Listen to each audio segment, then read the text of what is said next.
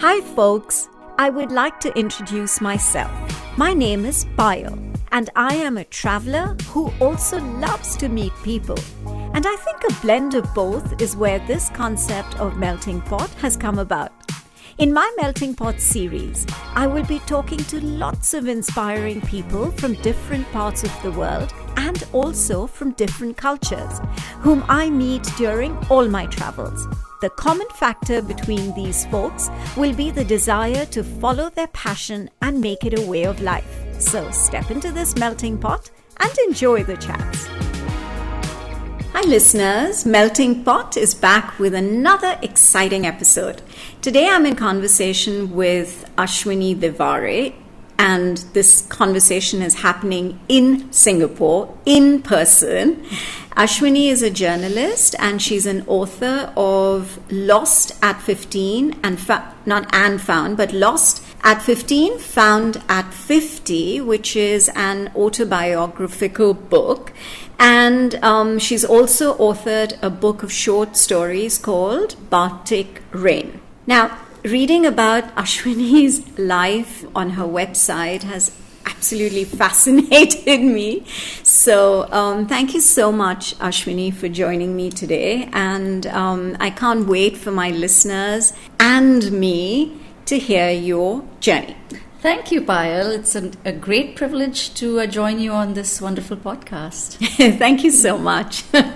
So it's not going to be a Q&A. Good. It's just very, very spontaneous. So tell me and my listeners about your journey. From what I read up about you, your father was a diplomat, and which meant that you did travel and you were kind of stationed at different parts of the world. So is that how you perceive yourself? As someone who's a nomad? Yes, actually, I would call myself a nomad because my journey has been extremely nomadic from the time I was born. As you mentioned, my father was in the Indian Foreign Service, and this was back in the 70s and 80s, where times were different. I followed my parents from country to country every 2 to 3 years. So we went from Moscow, where I was born, to Washington, to the other side of the Cold War, because back then it was the height of the Cold War. From Washington, we were flung into Sikkim, which at the time was not part of India. So it was a foreign posting. And the swings were wide and disruptive because you were going from literally a country where water, pure air was a given, to countries where, you couldn't even find your basic needs. And it was hard for us as children to experience those swings. And but it was fascinating because I learned to be a student of history. The world became my classroom from a very early age. I learned to appreciate the mosaic of cultures, to understand the nuances of different countries, what makes South Korean students nationalistic, for instance, or what makes Russians so literary or so artistic, for instance. And these were all things that I learned from osmosis, just by accompanying my parents from country to country. And it was an amazing experience, just meandering through so many different continents. About 6 countries. I even forget the number myself, but I think by the time I was 15, I lived in 6 countries, and we went to schools in these countries those were not international schools. So unlike third culture kids, we went to local schools because back then international schools were not there in most countries. It's not a norm, really. It wasn't, and they were exorbitant. And we were back then Indian diplomats didn't make much money at all. So times were hard, and we went to local schools where nobody spoke English. There were places where, for instance, in Switzerland, I was the only person of color in my entire school, actually. And I have a chapter in my book called Brown Girl in the Ring, because that's when Boney M had just come out with their famous song, and I felt it was written just for me. And I was just 10, 11. So these were formative years. And I think when you're a teenager, the last thing you want to do is to be conspicuous or to stand out, And these are vulnerable years where you're going through so many psychological and emotional changes.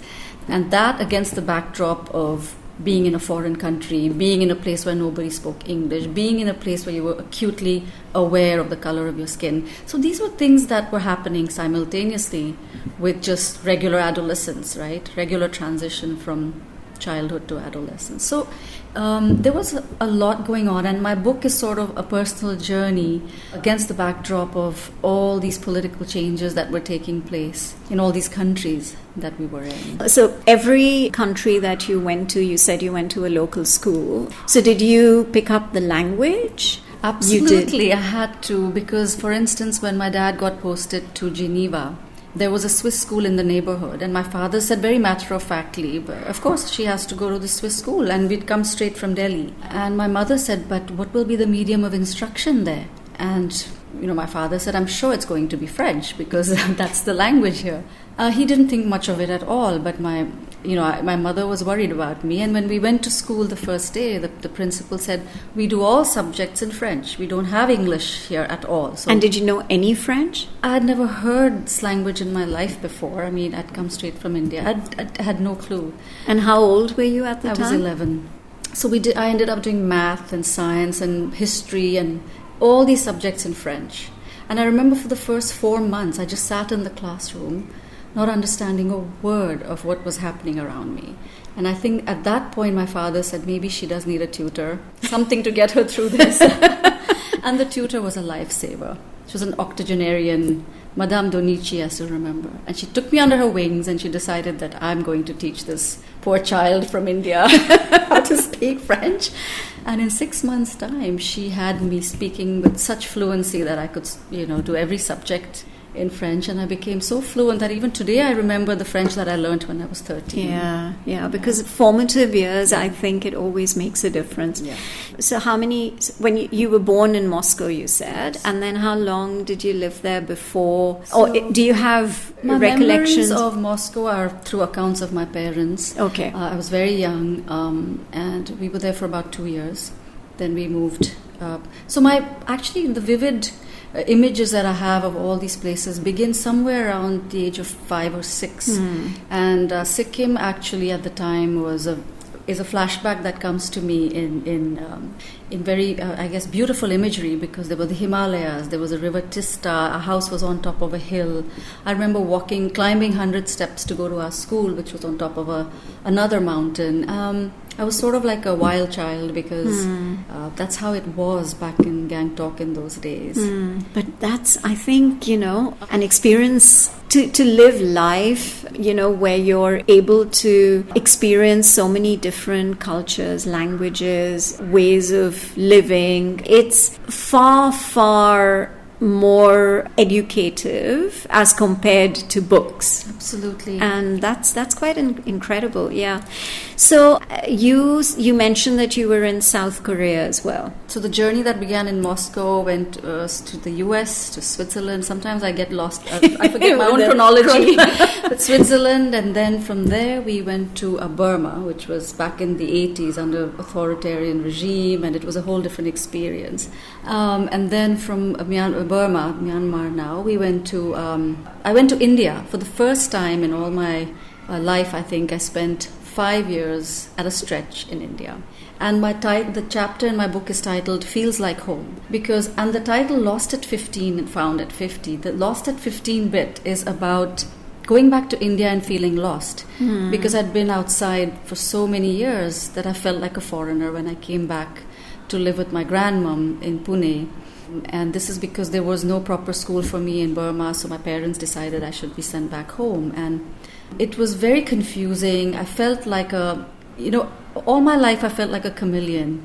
I would blend into my habitat. But for the first time in India, it began to feel as if this habitat was mine. The flora and fauna felt familiar. There was a feeling of comfort that began to set in. So I think it was a very emotional sort of period in my life where I felt connected, and I felt finally like this might be for the first time. And it also helped to live with your grandmother. As she took me under her wings, and it was a very nurturing experience. Of course, having said that, the school and never having studied in an Indian curriculum was a punishing one, and I think that was a nightmare. Never having learned Hindi, and suddenly I was doing CBSE in Hindi, so it was challenging in many ways. And from India, then I went to South Korea, which was a country that was taking off in the 80s. And it was in some ways parallel to me, because I was 18, 19. I had dreams of sort of taking off and doing things, maybe perhaps studying abroad. So everything was coming together. South Korea was a fascinating country to have lived 3 years at the time. You mentioned before we started the chat that you actually did your undergrad from Seoul. Right. So that, and I mean, I'd like the listeners to hear what exactly, how that came about. You know, when people ask me, where did you go for undergrad? I usually keep quiet. People will say, oh, you know, this school in India or that college in the US. And I just usually don't say anything, because it just opens up a whole Pandora's box. What were you doing in Seoul? And what was the college that you were going to? So when I landed in Seoul, I told my parents, I love this place and I want to study here. And my father said, but there are no universities here. There is no English college where you can study. What are you going to do? Are you ready to learn Korean?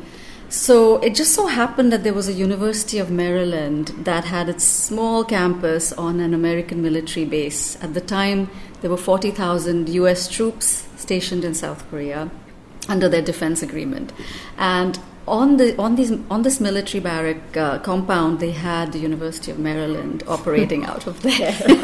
And that's where I ended up going and studying. It was a fantastic experience. It was very unique, because all my classmates were soldiers. Yeah, that's what I was going to ask. So you were completely the non-military sort. I was a civilian amongst all of them. And it was an eye-opener, because on one hand you had life on the military base, which was very American, with their McDonald's and their Burger King and their commissary and the roads. It looked like you were in a small American suburb. And the minute you drove out of the gates, you were in an Asian country. It was Seoul, and there were student demonstrations happening against U.S. presence as well as against the government. So it was in the heart of we were in the heart of the pro-democracy movement and so on.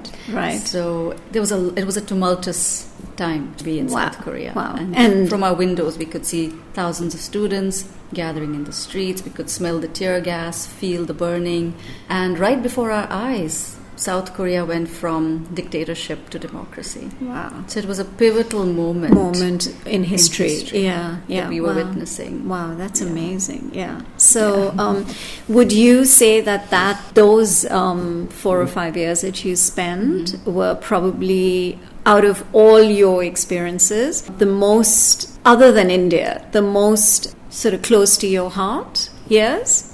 I would say yes, absolutely. Each country is very special and each experience was unique. But in this case, it literally was being a spectator to history. So in that sense, it was something I will not be able to forget. It was very inspirational as well to see young students, taking life in their own hands and trying to change the system, which they eventually did. Yeah, so, and which I think is becoming the norm, right? That's right. Which is quite fascinating. Okay, let's talk about your books now. So I know that, you have worked as a journalist, a correspondent. I think you were a correspondent with BBC in Singapore. Yeah. Okay. So how was that experience? And then what sort of inspired you to start on this other kind of journey of becoming an author? You're listening to a fusion of stories recounted for the first time ever by some fascinating people from across the globe with me, Payal, on this very unique and special podcast series, Melting Pot. So I think my early life lent itself to international relations, and it sort of cultivated in me this love for world affairs and news, and it was so intertwined in my life. Yeah. So it was very much I knew that I would eventually either do international relations or journalism, one of the two, and I did. After Seoul, I went to the US to study broadcast journalism. And I ended up, that became my career for the next 15 years. I worked in a small television station in Maryland for 5 years, where I covered pretty much the crime beat. I was covering crime because this was the early 90s, and it was a very tough time during in the US, height of recession, high crime rates, and jobs were far and few in between for foreigners. So I took the job I could get, and it was a small station in a very crime-plagued pocket of the United States, and I was covering a homicide a week for 5 years, pretty much. Wow. So that honed my skills and prepared me for any kind of news coverage, really. From then on, I started working with CNBC in Mumbai, then eventually I worked with the BBC in Singapore, and I think I had the classic conventional clash of parenting, domesticity, pitted against a high-octane job of news reporting. And I think it was another natural path to start writing, because as a journalist, I was writing, and to start writing fiction, non-fiction seemed like another progression of the same path. So the first book I wrote was short stories. And it sort of happened, I guess, as a journalist, you sort of store data in your head for years and years, and I just dipped into that reservoir of ideas that I had in my head. It was sort of like a cloudburst, and that just happened, and then all the stories came pouring out. So Batik Rain, actually, I found, even though it was fiction, found it easier to write, personally. I was a bit daunted by the idea of writing a memoir. I always knew that I would. It's just that the timing wasn't right. And 5 years after Batik Rain, I was ready to write a memoir. I think I needed that distance because the material is personal, and I wanted to have that distance of reflection, responsibility that you need when you write a memoir. Also, I wanted to write it more like a fiction. I didn't want to write it as an autobiography. It was more that the treatment I wanted to give it was more about like a fiction book. So that's what made it more interesting even for me to write it. I haven't read the book as yet, but I'm going to. All, the events that you probably have mentioned in the book, is it all memory, or were you, during the course of your life writing a diary? Or, how was it all coming back? Well, Payal, I'm a big hoarder of notebooks. And when I see a blank notebook, I just can't resist it. I just start writing. And ever since I was a kid, in all these countries that we lived in, I wrote diaries. I had copious notes of everything. Because I think when you're in these countries anyway, there's so much isolation. Yeah. And I took refuge in writing. My sister and I would, create scrapbooks and magazines and kept ourselves entertained through writing. And my sister still remembers today all those magazines I used to create and you were diaries. able to take your diaries? Many of them survived. Really? Wow. Several of them survived, wow. I have to say. Many didn't. There are big gaps. Those gaps were filled by Talking my parents to, and my sister. And because we were such a peripatetic family, we became very close. We were extremely close because we really didn't have anyone else. And the dining table would become our meeting point every evening at dinner. My father would tell us what was going on in the countries we were in, and we would ask him questions, and we would vent our frustrations. And so the closeness, I think, played a big role in bringing this book together, actually, because my parents were able to recollect so much of the early years. And my sister is my memory bank, really. That's good. That you need that, right? You absolutely need that. Yes. Wow. That's interesting. What's next? Good question. It's a very good question. I think if I don't write, I feel lost.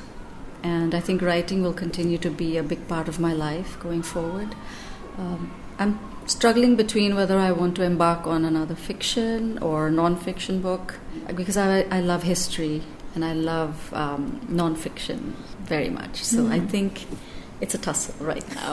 Okay, so you're at that stage. I'm at that stage. But I definitely want to write a novel. And that is, the sooner I do it, the better. So I wish COVID could have helped me, churn out a novel, but not quite. Yeah, I know. I think you need a very different headspace, and but I'm sure there will be something which will just connect with you, and then you'll start flowing. So a lot of people ask, do you need to go away and sit by a beach, or sit in the middle of a garden or a cafe? So I really am a believer that writing is like a job. You cannot wait for inspiration to strike. At least it doesn't work for me. The longer you sit at your desk, and the better you'll write, because I don't like distractions, I don't like noise, and if I'm staring at a pretty picture, I get distracted by that. So for me, it doesn't work, and I really don't believe in waiting for inspiration to strike, because writing is hard work.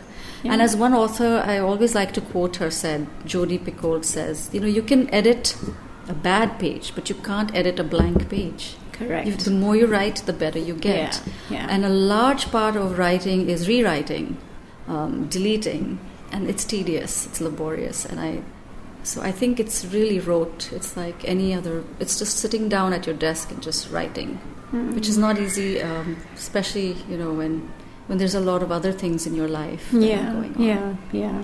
So then I guess you have to prioritize, and maybe just, I guess, say to you, I'm not an author, so I guess I have no business to even be talking about it. But sometimes it's hard to justify saying, I just wrote a paragraph today.